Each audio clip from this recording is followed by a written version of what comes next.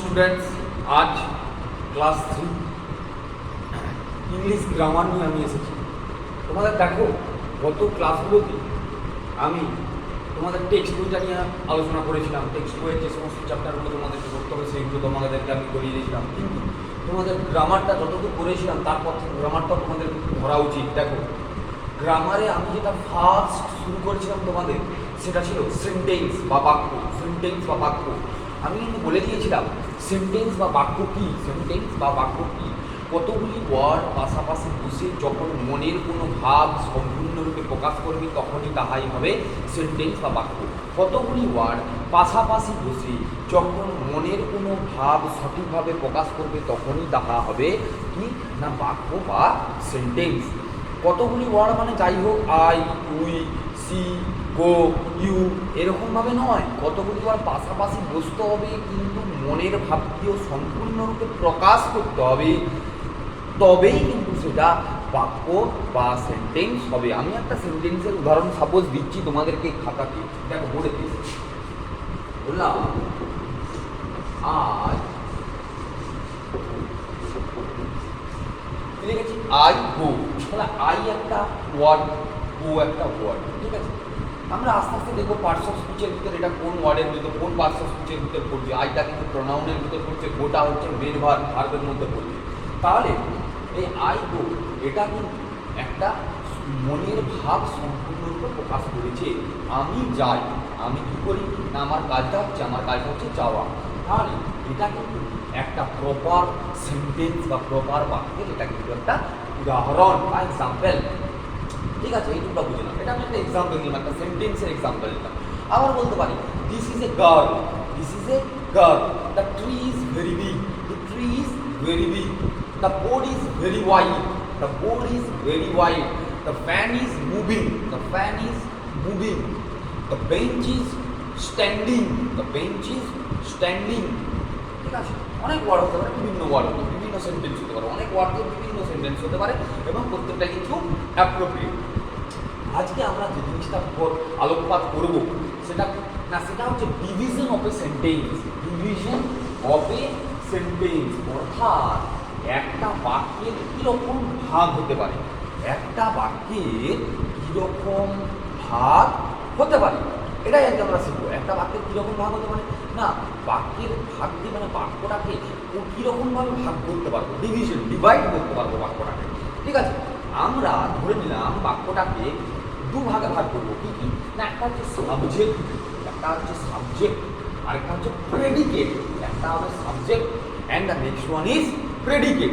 প্রথমটা হবে সাবজেক্ট অর্থাৎ উদ্দেশ্য, বাংলায় যাকে আমরা কি বলবো না উদ্দেশ্য, আর প্রেডিকেট বাংলা ব্যাকরণে যাকে আমরা বলে থাকবো বিধেয়, বাংলা ব্যাকরণে যাকে আমরা বলে থাকবো বিধেয়। তাহলে উদ্দেশ্য আর বিধেয়, ঠিক আছে। এরপর মনে একটা প্রশ্ন হতে পারে, উদ্দেশ্যটা কি? উদ্দেশ্যটা কি অর্থাৎ উদ্দেশ্য কাকে বলে, কাকে বলে উদ্দেশ্য? আমি একটা উদাহরণ লিখেছি আই গো, আমি একটা উদাহরণ এই করে দিয়েছি, কি দিয়েছি না আই গো অর্থাৎ আমি যাই। তাহলে আমাদেরকে এই সেন্টেন্সটার ভিতর কোনটা উদ্দেশ্য আর কোনটা বিধেয় সেটা কিন্তু আমাদেরকে দেখতে হবে, সেটা আমাদেরকে লক্ষ্য করতে হবে, ঠিক আছে।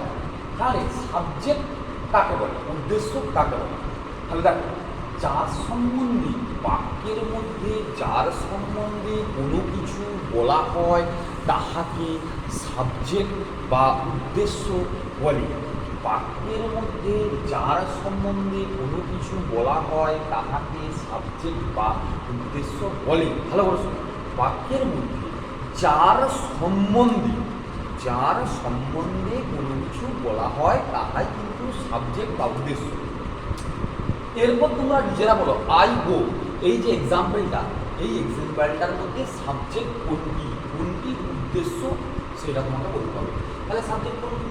আমি কি বলছি আই গো, আমি যাই। বাক্যের মধ্যে যার সম্বন্ধে কিছু বলা হয়, যার সম্বন্ধে কিছু বলা হয়, যার সম্বন্ধে মানে কার সম্বন্ধে বলছি? কে যায় না আই, অর্থাৎ আমি যাই। কে যায় না আমি যাই, তাহলে যাচ্ছেটা কি আমি। তাহলে যার সম্বন্ধে কিছু বলা হচ্ছে সেই কিন্তু হচ্ছে সাবজেক্ট। তাহলে এখানে সাবজেক্ট কোনটা না, এখানে সাবজেক্ট হবে আই, এখানে সাবজেক্ট হবে আই, ঠিক আছে। এবারে দেখো প্রেডিকেট কাকে বলে। এরপরে বলছে প্রেডিকেট কাকে বলে, আমরা সাবজেক্ট কাকে বলে, উদ্দেশ্য কাকে বলে পেয়ে গেলাম। নেক্সট যেটা বলছে প্রেডিকেট কাকে বলে। প্রেডিকেট সাবজেক্টকে নিয়ে কোনো কিছু বলা হলে তাহাই কিন্তু হবে প্রেডিকেট। সাবজেক্টকে নিয়ে কোনো কিছু বলা হলে তাহাই কিন্তু প্রেডিকেট হবে। বাক্যের মধ্যে সাবজেক্টকে নিয়ে কোনো কিছু বলা হলে তাহা কিন্তু প্রেডিকেট হবে। সাবজেক্টকে নিয়ে কোনো কিছু বলা হলে, ঠিক আছে। তাহলে সাবজেক্টকে নিয়ে কি বলা হচ্ছে না, কে যাচ্ছে না আমি যাচ্ছি, যার সম্বন্ধে বলা হচ্ছে সে কিন্তু সাবজেক্ট পেয়ে গেছি।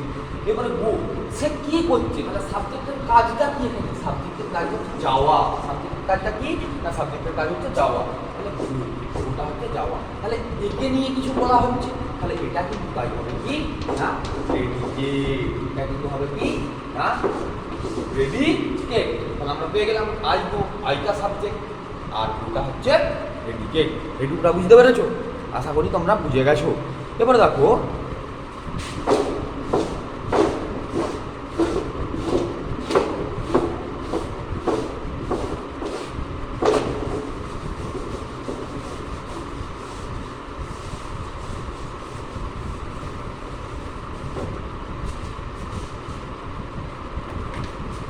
দেখো এখানে তোমাদের যেটা দেয়া আছে সাবজেক্ট কাকে বলে উদাহরণ দাও।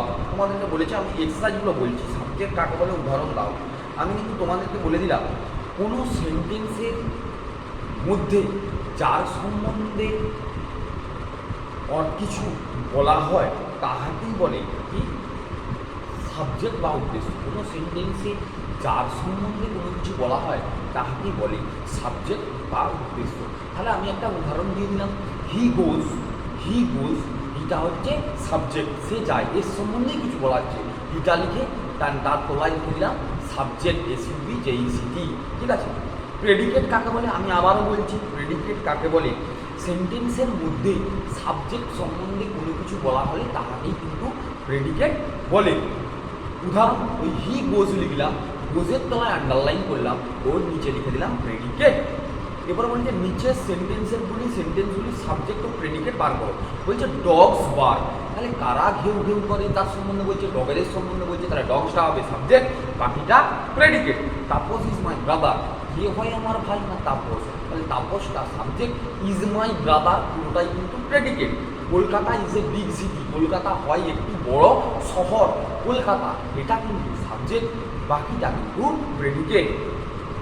এবারে বলেছে যার দাগটা নিচের সেন্টেন্সগুলির শূন্যস্থান উপযুক্ত সাবজেক্ট ও প্রেডিকেট বসিয়ে পূর্ণ করো। দিস ইজ মাই ড্যাশ, এক এর দাগ, তাহলে দিস ইজ মাই ওয়াচ, উপযুক্ত প্রেডিকেট বসে গেল। ড্যাশ বার্ক, ডগস বার্ক, সিয়েরটা বলেছি, বেরটা বলে দিচ্ছি। Birds dash, birds fly. We dash rice, we eat rice, ইয়ের দাগ। Dash name is Anuradha, her name is Anuradha, তার নাম হয় অনুরাধা। ড্যাশ ইউর আমব্রেলা, তাহলে কি লিখবো? It is your umbrella, boys dash, boys run, ইয়ের দাগ। হামটি ডামটি ড্যাশ, হামটি যাই হোক আমি একটা প্রেডিকেট বসে দিচ্ছি, হামটি ডামটি গোজ। Dash is a pet animal. The dog is a pet animal. The horse dash. The horse runs fast. Mary dash. Mary cooks. Mary রান্না করে। যাই হোক আমাকে প্রপার সাবজেক্ট বা প্রেডিকেট বসাতে বলেছে। তাহলে Mary dash, Mary cooks, Mary রান্না করে। তারপর দেখো ড্যাশ চিউজ কার্ড, এখানে ইয়ে করে দিলাম হি চিউজ কার্ড, এখানে হিটা হচ্ছে সাবজেক্টের কাজ করছে। তারপর দেখো the teacher dash, teaches us,